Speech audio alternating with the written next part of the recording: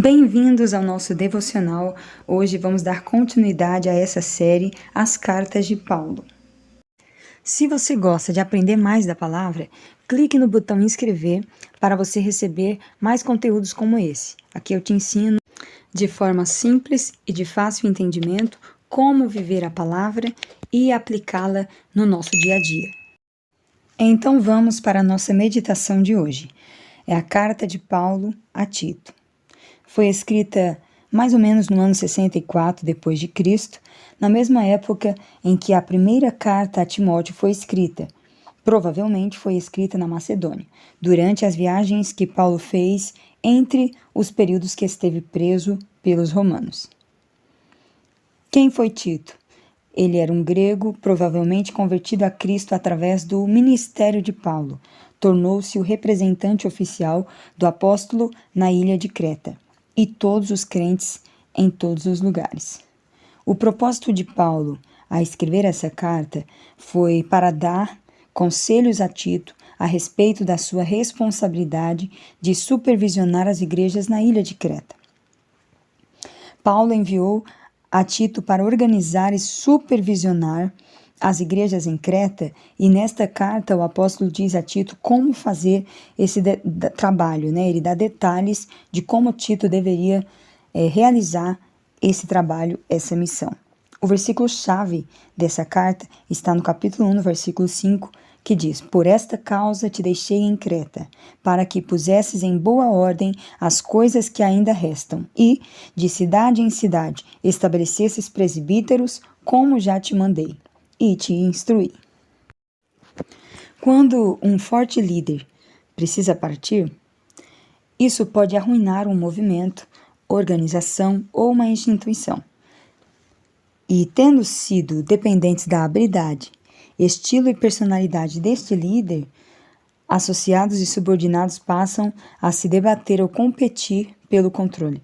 Logo, a eficiência e a vitalidade são perdidas, e o declínio e o desaparecimento surgem no horizonte. Então, esse padrão se repete frequentemente nas igrejas. Grandes oradores e ensinadores reúnem discípulos, e logo floresce uma igreja viva, vigorosa e efetiva. Vidas são transformadas e pessoas são conduzidas ao reino de Deus. Mas quando esse líder parte ou morre, leva consigo então o vigor e o ânimo da organização. E muitas pessoas se reuniram para ouvir o ensino de Paulo. Ele tinha um jeito único para educar, ensinar, articular e até motivar. E ele era cheio do Espírito Santo. Esse homem de Deus proclamou fielmente as boas novas por todo o Império Romano. Vidas foram tocadas e transformadas e igrejas foram iniciadas. Mas Paulo sabia que a igreja deveria ser edificada em Cristo e não em qualquer outra pessoa. O apóstolo sabia que no final não estaria presente para edificar, encorajar, disciplinar e ensinar. Então, treinou jovens pregadores para que assumissem a liderança nas igrejas após a sua partida. Paulo os exortou a centrarem suas vidas e sua pregação na palavra de Deus e a treinarem outros para que o ministério tivesse continuidade. Tito era um crente grego.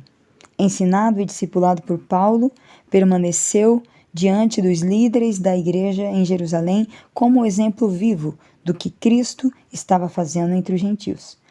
Como Timóteo foi um dos confiáveis companheiros de viagem de Paulo e um de seus amigos mais íntimos, mais tarde tornou-se um embaixador especial de Paulo e, no final, o supervisor das igrejas em Creta. Aos poucos, Paulo transformou Tito em um grande líder também. A fé dele cresceu e amadureceu, e foi um processo a qual Paulo teve paciência para que seu discípulo Tito pudesse estar muito bem treinado, e após a sua partida, ele pudesse continuar o seu trabalho.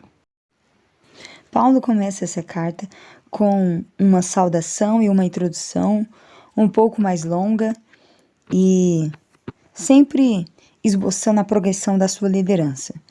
Então ele vai falar do ministério, ele vai falar das responsabilidades de Tito e também vai falar dos líderes que Tito designaria e treinaria também. Paulo então vai começar a listar qualificações pastorais, ele vai falar e vai contrastar os presbíteros fiéis com os falsos líderes e mestres. Em seguida, Paulo enfatiza a importância das boas obras na vida do cristão, dizendo a Tito como se relacionar com pessoas de variadas faixas etárias e igreja. Ele exorta Tito a ser um bom exemplo de um crente maduro e a ensinar com coragem e convicção. Discute então as responsabilidades gerais dos cristãos na sociedade.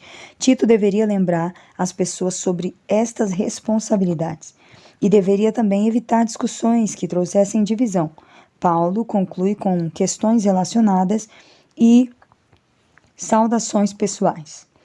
A carta de Paulo a Tito é breve, é bem pequena, porém é um vínculo importantíssimo no processo de discipulado. Ele ajuda um jovem a tornar-se um líder da igreja. Ao ler essa carta pastoral, você aumentará seu conhecimento em relação à organização e à vida da igreja primitiva, e até encontrará princípios para estruturar as igrejas contemporâneas, mas aprenderá também como ser um líder cristão responsável. Leia a carta de Tito e como Paulo treine homens e mulheres para liderar e ensinar a outros. O que podemos aprender com essa carta? Existem pessoas que têm medo de treinar outras pessoas com medo delas ficarem melhor e superior a elas.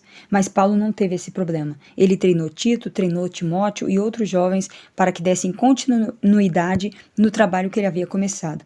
Que eu e você tenhamos humildade para ensinar outras pessoas, para treinar outras pessoas, para que elas possam dar continuidade, para que o reino de Deus cresça, para que a obra do Senhor permaneça e se estabeleça cada dia mais. Ore comigo agora. Pai, nos ajude a ter humildade para treinar outras pessoas e a ensinar outras pessoas através da palavra do Teu Evangelho, para que elas possam também dar frutos e que esses frutos permaneçam e a Tua igreja cresça. Em nome de Jesus, amém. Chegamos ao final de mais um devocional. Obrigado por você ter ficado até aqui. E, já que você chegou até aqui, dá aquela curtida e se inscreve no nosso canal. Amanhã estaremos de volta e eu conto com a sua companhia.